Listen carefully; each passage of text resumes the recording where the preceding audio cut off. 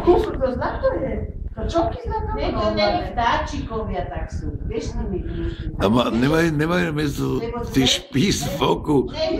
Nemajú. Si vidím, majú čuračík a majú bubák. Počkaj, ale nemajú tam náhodou aj brvno v oku. Čo brno?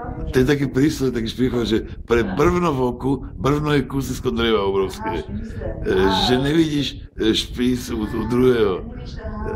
Čiže asi vor lauter Tore nicht Áno, áno. lauter Bäumen siehst du den Wald nicht. No, zum Beispiel, to by bol hononym z toho, aj synonym. Áno, alebo že zamätaj si pred vlastnými dverami.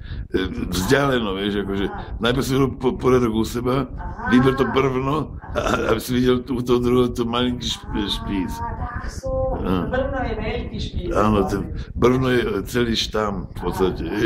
Kus skoro. No, ale štam, kusisko z neho. Taký veľký dom.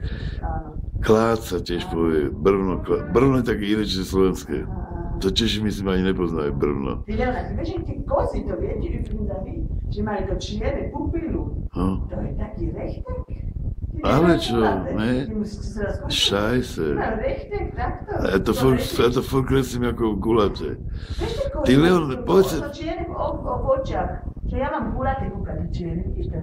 Čierne v očiach, pupila. Vidíš to čierne? To koza nemá gulaté, koza má takéto. Teraz ešte späť k tomu cepchen. Ne, k tomu cepchen. Nepovie sa náhodou cepchen aj po slovensky. Tie sú úplne vyšití. Čipku, ne. Čipku do ryti, áno. To sú čipky asi. Čipky a tyčinky, to môže byť čipky, to by išlo, no. Leon, nechceš nám to vysvetliť, jak je to ešte raz to labuťou? Jak ten pán vidí tú pani? S tou tyčinkou v tom štíl v tom oku.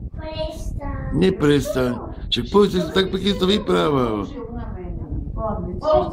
Nechceš to ešte povedať? A ne, tak ja to zastavím. Vidíš, ja som vedel, že to najlepšie zmeškáme, no.